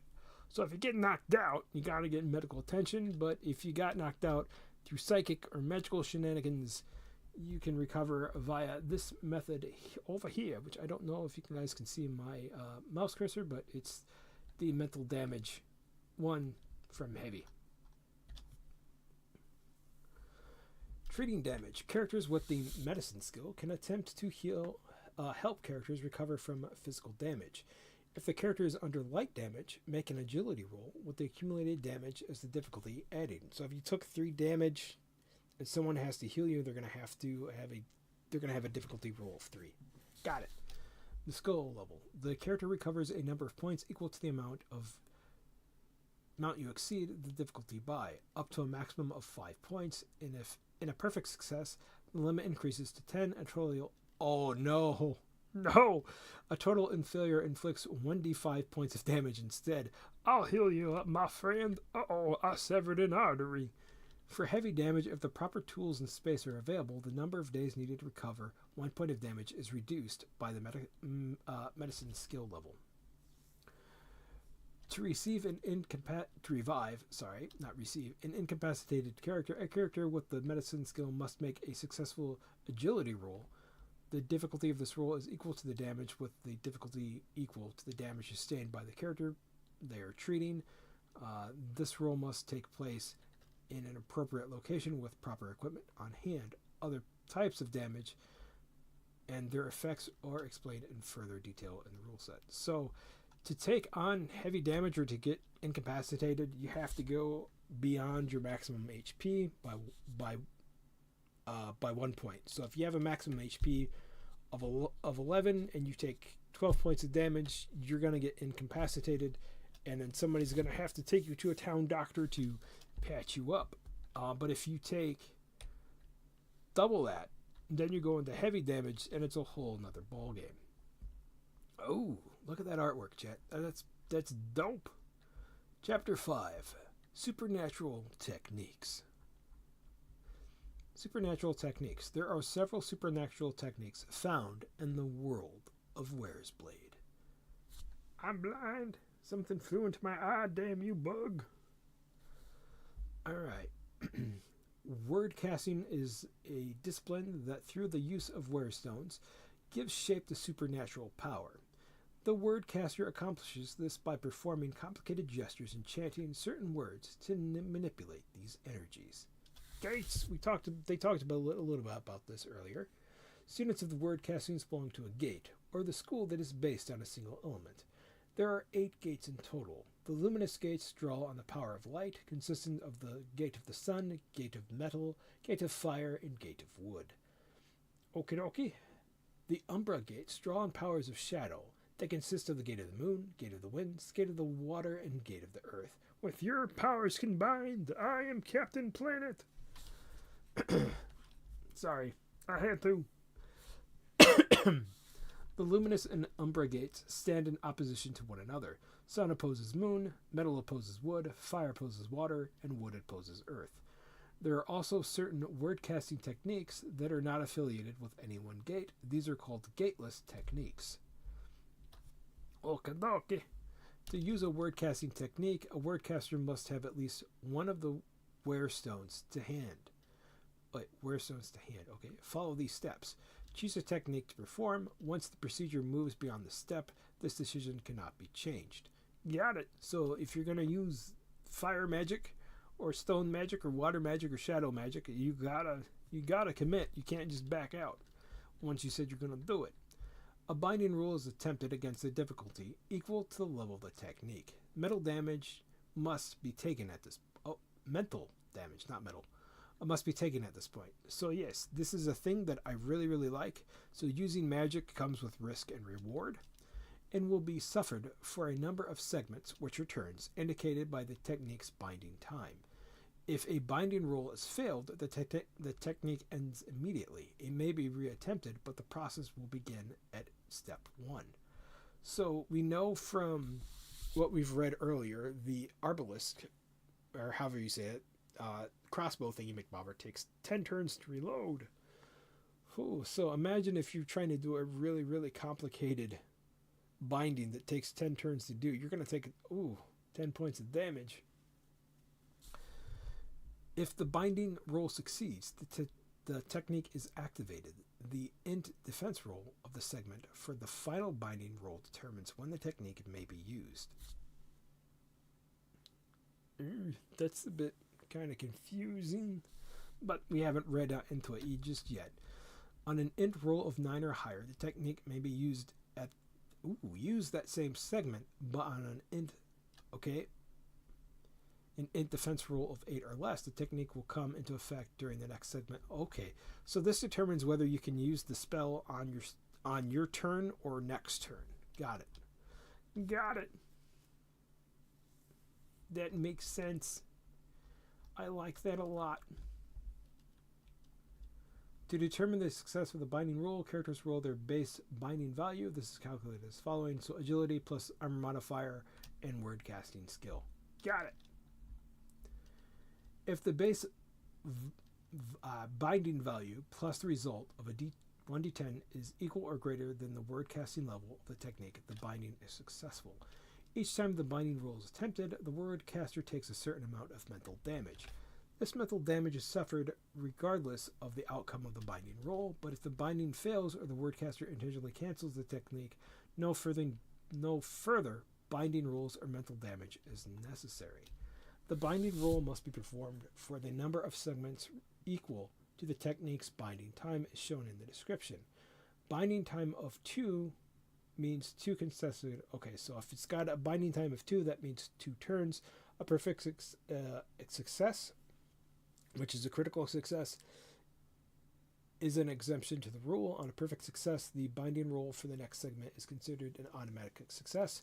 This does not mean the technique is complete during the current segment. Okay, so if you have a timing of 2 and you crit it, it is done, but it still takes that other turn for you to perform that spell.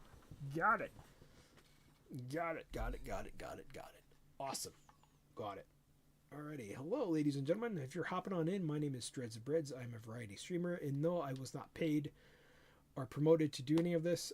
This is a Japanese RPG game that was super popular in the 80s. It's never been translated, and is now being translated for the first time in English. This is the sample rulebook. If you want to go check it out for yourself, you can click on the link to the Kickstarter page, and it's there for you to try yourself.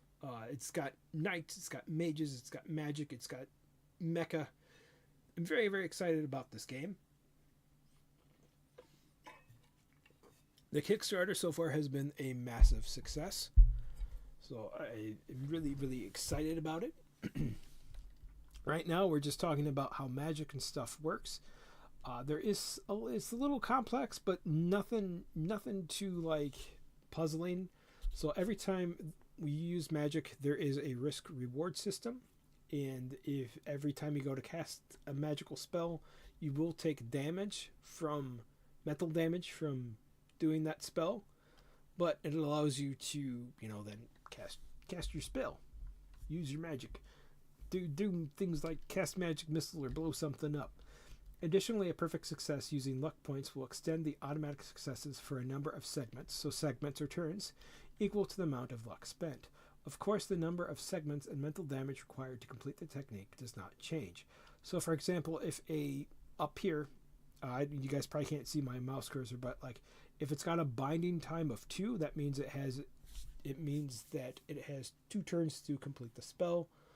If you get a automatic success, or not an automatic success, but if you get a critical success, you still can't cast that spell to your next turn, but that roll for that next turn is automatically successful, and you don't have to roll for it. If the result of the binding is a total failure, then in addition to the binding failure, there's a chance that technique will explode. This is new. I do like this game. It does have critical successes and critical failures, which is something I've not seen in a very, very long time, and I am very, very happy about it. Either way, a perfect success or total failure of the binding roll will grant you proficiency points. So even if you do fudge up, you still get half of the proficiency points to get better at doing your skill. But the technique blowing up, that's not gonna be good, right? Mental damage from word casting. It takes a great deal of mental strength to bring out the effects of word casting. The amount of mental damage suffered per turn, while binding depends on whether the technique is from the practitioner's chosen gate or not, and is calculated as followed. So if it's chosen or gateless, word casting level. Other or opposite, word casting level times 2. Opposite gate, word casting level times 3. If using a technique would incur enough mental damage to push the character into heavy damage, that technique cannot be used. Ooh. That's interesting. Technique explosion. Alright, so this is if you whiff the roll completely and utterly badly. This is the no bueno option of what happens when you fudge up a magic roll. If binding roll ends in a total failure, or if it fails just before it finishes, there is a risk that the ritual energies that you've built up result in an explosion. Oh, alright, Billy. We know you're really good with magic, but we're going to need you to stand like 20 feet over there in case you accidentally blow yourself up. Oh, no. Normally this would cause the target of the technique to change, or a different place than intended is affected. It will not, however, change the nature of the effect itself. The exact effect is up to the WM, which would be the DM if you're used to playing Dungeons and Dragons. Avoid word casting techniques. Certain word casting techniques can be avoided by the target with a specific action roll. If so, the roll type and difficulty will be noted in the save section of the technique's description. For example, the distracting effect of the technique Light Wipe is rendered ineffective by a successful difficulty roll of 9 with a 9 luck roll. Huh? So I guess this is how you would brush off a magical attack. There we go. We've got some more nice mecha right here. Very, very nice at the bottom of the page. Divine techniques. Alrighty. Divine techniques. Magic by the power of pneumatic force. Pneumatic force is a technique that channels a user's life energy into their fists or weapons, increases its potential for damage, its destructive power increases based on the user's numerism skill level. Ooh, my fists, they actually become weapons of fury or guns. Alrighty. Using pneumatic force, the user declares pneumatic force level, which must be the same value or lower than their numerism skill level. This cannot be changed after the step. Okay, so if you got a level 1, you can only use level 1. Got it. Or if you got a level 2, you can choose to use level 1 or level 2. Got it. An accumulation roll is attempted with the difficulty equal to the pneumatic force level. Regardless of the outcome of the roll, the appropriate amount of mental damage will be taken from this turn. This is repeated for a number of turns equal to the pneumatic force level. On a failed roll, this effect ends immediately. The technique may be attempted again, but will start over from step 1. Got it. So it's similar to casting the other magic, but got it. Once a number of rolls equal to 1, once the roll is equal to the, not 1, I don't know why I looked at 2 and saw TO and saw 1, but anyway, once a number of rolls equal to the pneumatic force has been successful, the technique is activated. On an initiative defense roll of 9 or higher, the technique may be used at the end of the turn, but on an initiative roll of 8 or less, the technique will not come in effect till your next turn. The user's turn... Okay, yep. We've read that is normal. The accumulated energy may be held for a maximum of 1 turn. Okay, so that is interesting. Pneumatic force grants the following benefits. Weapon damage is increased by the force level. The weapon's critical value is reduced by pneumatic force level. So you can increase the damage done by the weapon, but it decreases the crit value as a trade-off. You gain the potential to inflict damage on creatures and objects that cannot be harmed by normal weapons. So I like that. Unarmed pneumatic force. Okay, so this is if you want to punch something, make it blow up. Alrighty.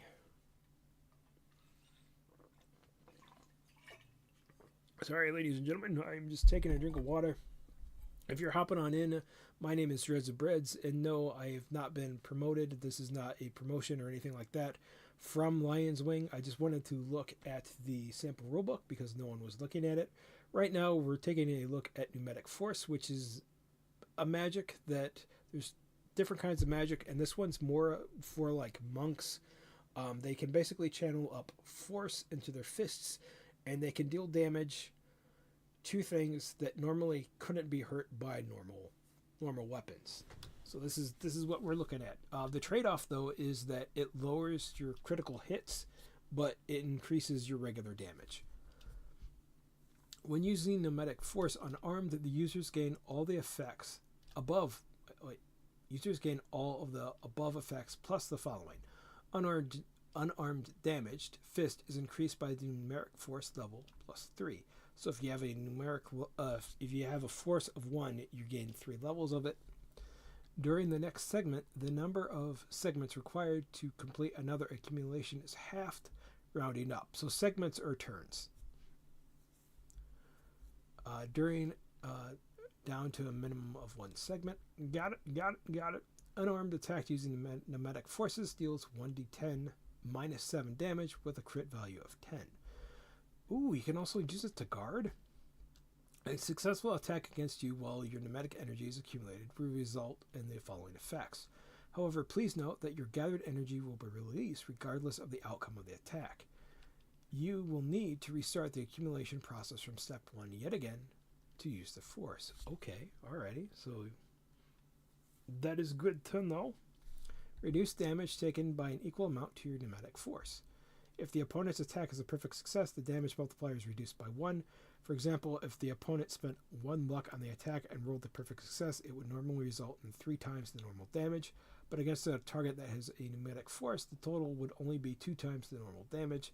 Damage cannot be lower than 1 times normal damage. Got it, got it. Ooh, pretty lady in a mech or a dude in a mask. Ooh, doggy. Chat. What time is it? What time? Okay, we're almost at the 2-hour mark. And I may take a little bit of an intermission here because it is hot as hell and my voice is getting knackered and I need more H2O, chat. Well, no, my model. So far, the rules seem a little bit complicated, but once you dive into them, they're not too bad and they're not too hard to understand. Everything flows really nicely. I'm liking it. I'm digging it. I do like that there's critical effects for everything, for either successes or failures. Makes the game a lot more interesting. And it, like I said, it plays back, because this is an older game, it really brings back the risk versus reward, which has been missing in a lot of modern games. So I'm very, very, very excited about this. I'm super excited about this game. I love the art for it. I love the rules for it. This just feels good. It just feels good, man. Alrighty, we're gonna get through this page and then we're gonna take an intermission, chat. Or I might just end the stream for tonight, because we are going on the 2-hour mark and my voice is starting to give out. So we've got Waifu Babe here, and then Mysterious Masked Man, Mr. Char, over there. If the defender's accumulation level is 4 or higher, the attacker will receive a counter blow after their own blow lands. I like that, chat. I like that. So if you have 4 levels of your pneumatics, right? Your pneumatics forces, and somebody goes to smack it, and they do damage, and you're still alive, you're not incapacitated, you smack them back. I like that. The attacker will receive a counter blow after the blow lands, throwing them back a number of... Oh my god, so you actually knock them back a number of feet. The distance is calculated as follows. Distance and lets rounded down. Defender's accumulation level. Attackers... Okay. We're not going to worry about this, because right now this is just... We're just going over the sample rules. If there are no obstacles nearby, the ground is soft, the attacker will be simply thrown without any damage. Otherwise, they take physical damage as calculated. Okay, so they damage thrown minus damage traveled. For example, if attacker would be thrown 2 leets, 8 meters, but hit an obstacle 1 leet away, they would take 1d10 damage. This damage cannot be reduced by armor. Oh, Billy just went out the window. Pneumatic Arts channel is... Pneumatic Arts. The Pneumatic Arts channels the user's life energy into another target. Each technique has a level determined by its power. A monk is able to use any technique equal or lower to their numerism skill level. Most techniques can be performed at a higher level than their default, with their effect magnified accordingly. The steps to perform pneumatic arts are as followed. Hold on, chat. My nose is starting to run because of my allergies.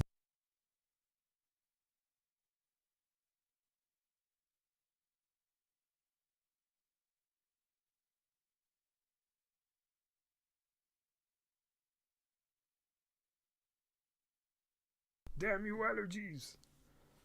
Choose pneumatic arts. Choose a technique to attempt the level at which to attempt it. This level, called the pneumatic level, can be any value equal or less than your numerism skill level, but must be at least as high as the technique's default level. Okay, so if the default level is at 1, you have to have at least got it 1. These choices cannot be changed after this step.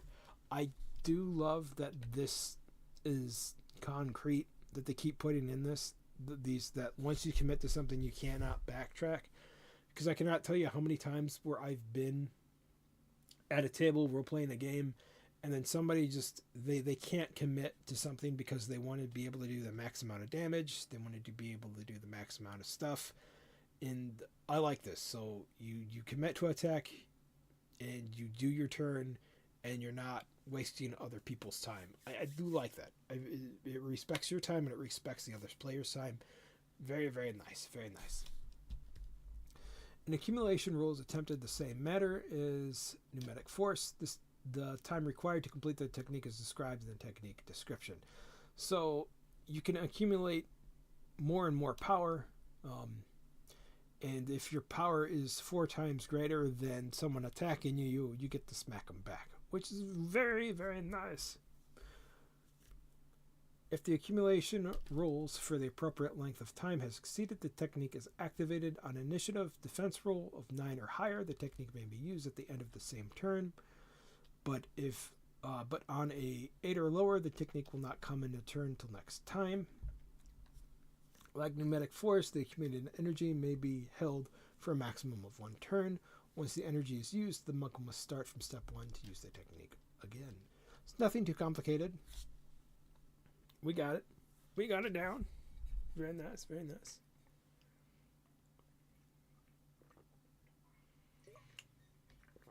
Very nice. The action rule, called an accumulation rule, is performed each turn. As explained above, it's difficulty equal to the level of the technique that uses the character's basic to accumulation levels. So basically how this works, if you're just tuning in, when you're using spellcasting stuff, you have to successfully channel that spell, and then you're able to cast it.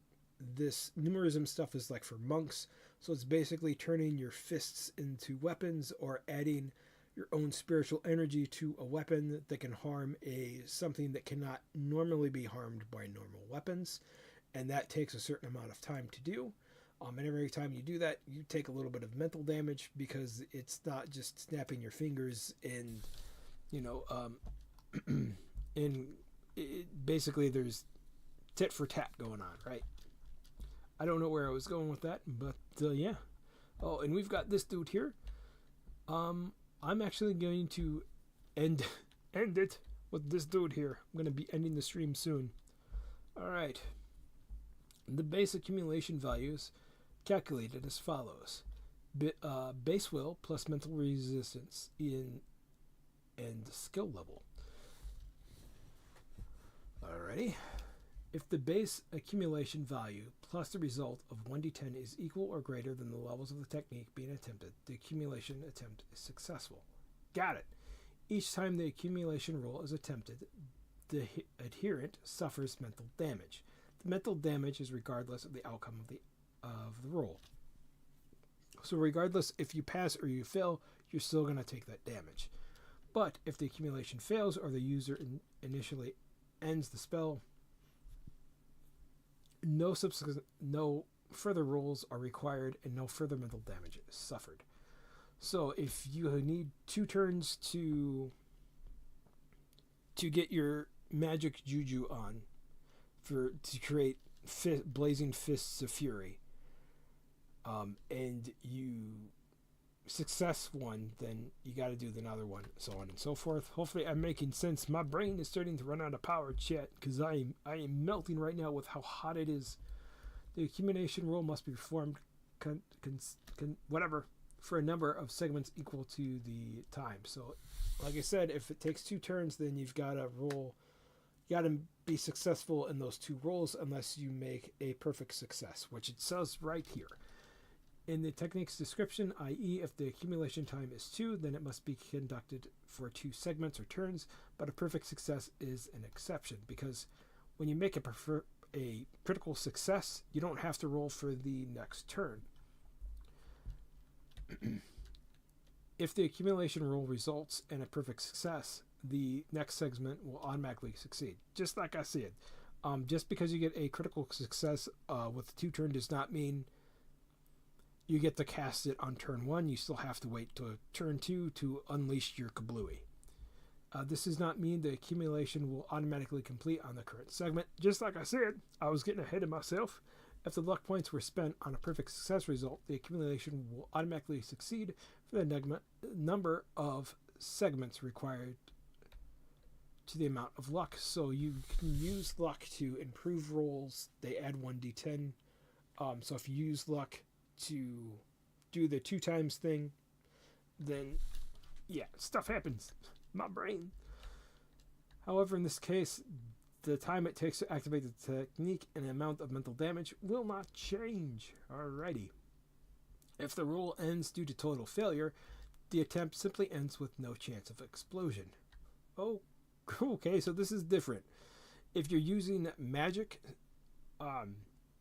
if you're using like spellcasting magic to create fireballs and stuff, and not numerism, there's a chance your spells will explode, which is not good, but that does not happen with numerism, which is interesting. In any case, a perfect success or total failure during an accumulation roll will give the character a proficiency points in numerism skill. So if you fail, you get more. If you fail, you only get half, and if you succeed, you get more. Also, if the accumulation is at least twice the high as the technique level, even in the case of total failure, the users may attempt to reroll. On the reroll, the accumulation roll will succeed on any result except the 1. That is interesting. That is very cool. And there you go. There you go. There's the dude doing the stuff. There is the dude doing the stuff. I will pick up with part 2 later. But for right now, it is time for me to end the stream. We've been going on for over 2 hours. My voice is knackered. My brain is melting from the heat. And this is a perfect segment to kind of leave on a cliffhanger. We'll get back into this later. I'm very interested in this game. Like I said, I'm not sponsored by Lion's Wing. They did not pay me to do this. I really just wanted to take a look at this, and I wanted to post a live stream and content of this up because I've not seen anybody do this yet. I'm sorry if I rambled on and scared away some people, or if I stumbled over words. I was super excited to read this, and I was reading faster than what my eyes were.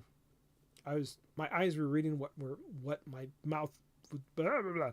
See, I'm exhausted. My eyes were reading faster than what my mouth could spit out, is what I was trying to say. But anyway, ladies and gentlemen, my name is DREDD BREAD. Thank you so much for stepping on by the stream. I hope you enjoyed it. I hope this has intrigued you. Please go support the Kickstarter if you are really interested in it. I'm really excited that this game is finally getting a English translation release, and I will see everyone in the next one. Until next time, bye-bye.